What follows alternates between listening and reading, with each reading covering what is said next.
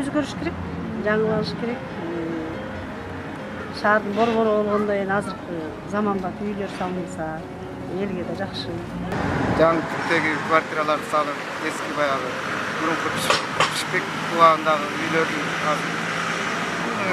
өтүп баратканы көрүнүп атпайбы?